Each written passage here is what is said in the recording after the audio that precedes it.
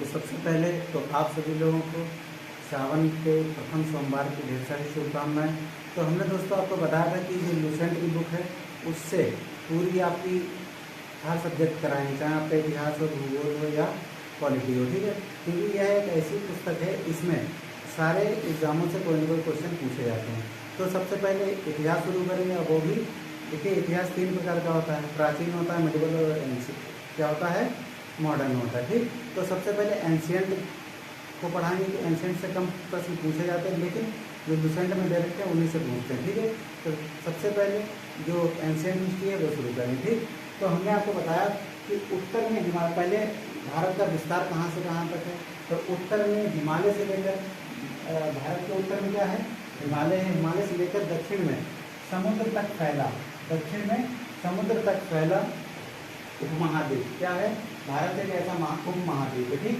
भारतवर्ष के नाम से जाना जाता है। तो उत्तर में हिमालय से लेकर दक्षिण में समुद्र तक फैला जो उपमहाद्वीप है उसे भारतवर्ष के नाम से जाना जाता है। इसे अगर बात करें पुराणों में या महाभारत में तो इसको भारतवर्ष के नाम से जाना जाता है। किसको, भारत को किस नाम से, भारतवर्ष के नाम से जाना जाता है। महाभारत या पुराणों की बात करेंगे। लेकिन यूनानियों ने इसको क्या कहा, ये बहुत ही महत्वपूर्ण प्रश्न हो सकता है पूछा है। यूनानियों ने ना से याद रखना, ना से इंडिया, तो यूनानियों ने इसको क्या किया है, इंडिया के नाम से जाना है। अगर मध्यकालीन मुस्लिम इतिहासकारों की बात करेंगे तो इन्होंने हिंद अथवा हिंदुस्तान नाम दिया है।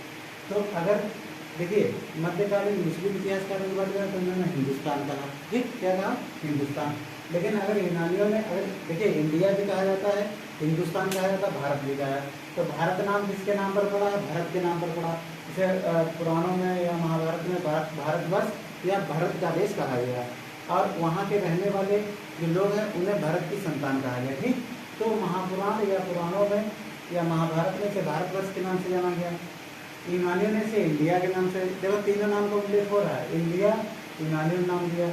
मध्यकालीन में मुस्लिम इतिहासकार थे, इन्होंने हिंद अथवा हिंदुस्तान नाम दिया, क्लियर। अब बात करते हैं प्राचीन भारतीय इतिहास के स्रोत। जो प्राचीन भारतीय इतिहास है उसका स्रोत कहाँ कहाँ से मिलेगा हमको, तो धर्म ग्रंथों से मिलेगा, जो भी पौराणिक धर्म ग्रंथ है, ठीक। फिर ऐतिहासिक ग्रंथों से मिलेगा। फिर जो विदेशी आए थे हमारे यहाँ वो भ्रमण करके वापस चले गए, विदेशियों के विवरण से मिलेगा।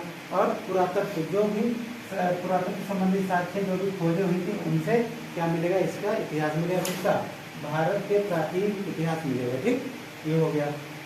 तो अब बात करें भारत का सर्व प्राचीन ग्रंथ, मतलब सबसे पुराना ग्रंथ कौन सा है, तो कौन सा है, वेद।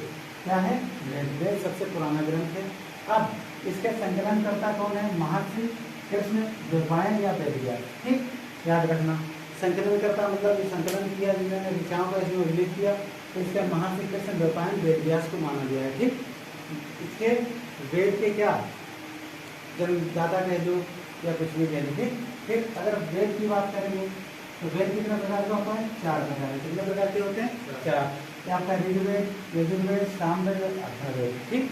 तो ऋग्वेद में क्या है, यजुर्वेद में क्या है, सामवेद में क्या है, अथर्ववेद में क्या है, इनमें सभी जो परीक्षाएं होती है उनमें पूछता है, ठीक। तो ऋग्वेद की पहले बात करें, पहले इसकी बात करें ऋग्वेद की।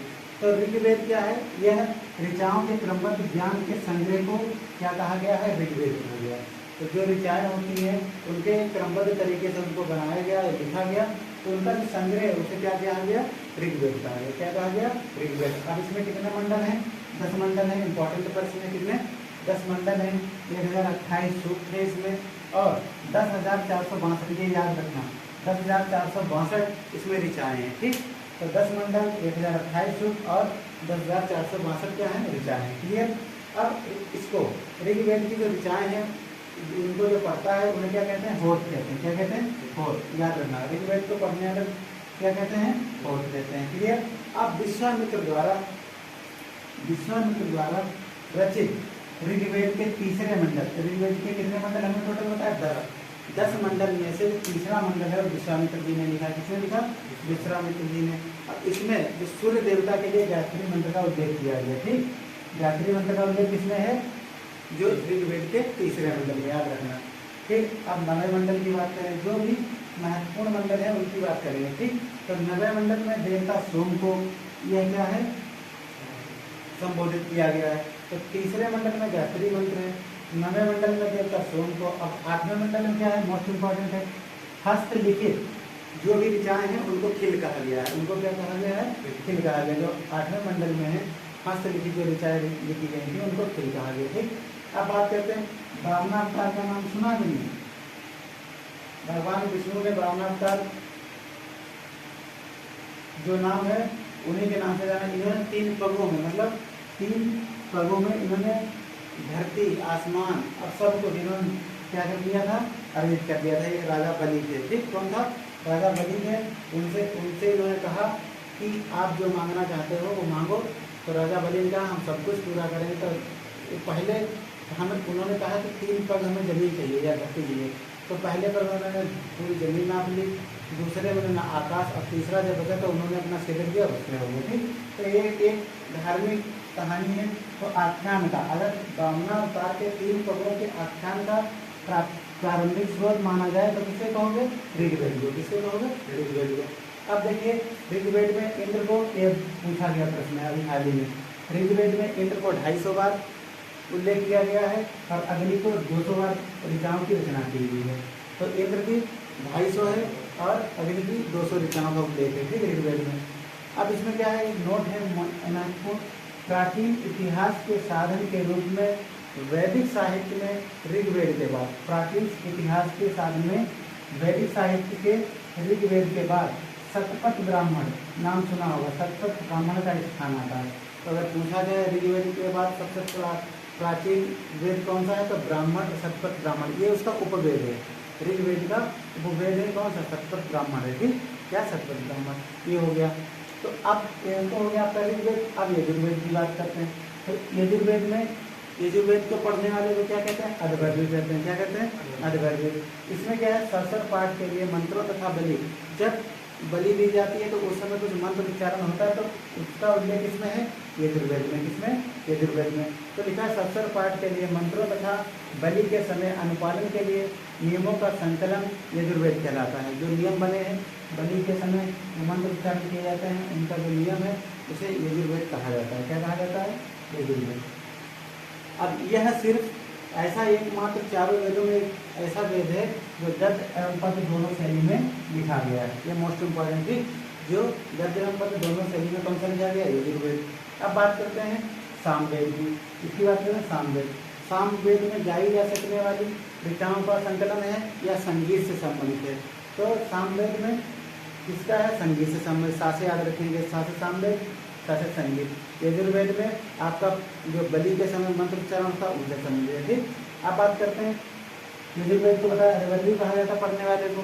अब सामवेद को पढ़ने वाले को उद्घात कहा जाता है। क्या कहा जाता, उद्घात। तो फिर से रिवीजन करते हैं। तो उत्तर में हिमालय से लेकर दक्षिण में समुद्र तक पहला उपमहाद्वीप भारतवर्ष के नाम से जाना जाता है या भारत के देश के नाम से जाना जाता है। इसके महापुराणों में और महाभारत में इसको भारतवर्ष के नाम से जाना जाता है। ठीक, यूनानी में इसको इंडिया और मध्यकालीन मुस्लिम इतिहासकारों ने हिंद अथवा हिंदुस्तान नाम दिया। ठीक, अब तीनों नाम क्लियर हो गए, भारत, इंडिया और हिंदुस्तान। ठीक, अब बात करते हैं प्राचीन भारतीय इतिहास के स्रोत कहाँ से मिलेंगे, धर्म ग्रंथों से, ऐतिहासिक ग्रंथ से, विदेशियों का विवरण और पुरातत्व संबंधित साक्ष्य से मिलेगा। फिर भारत का सर्व प्राचीन ग्रंथ कौन सा है, वेद है। वेद किसने लिखा है, वेद व्यास जी ने लिखा है, याद रखना। वेद में व्यास लगा दो, वेद व्यास याद रखना, संकलन करता है। इसके पूरा नाम है महर्षि कृष्ण देवपायन वेद व्यास। क्लियर। अब वेद कितने हैं, 4 वेद हैं, ऋग्वेद, यजुर्वेद, सामवेद और अथर्ववेद। तो ऋग्वेद में आपको बताया ऋचाओं के क्रमबद्ध ज्ञान के संग्रह को ऋग्वेद कहा गया। इसमें 10 मंडल, 1028 सूक्त, 2462 ऋचाएँ हैं।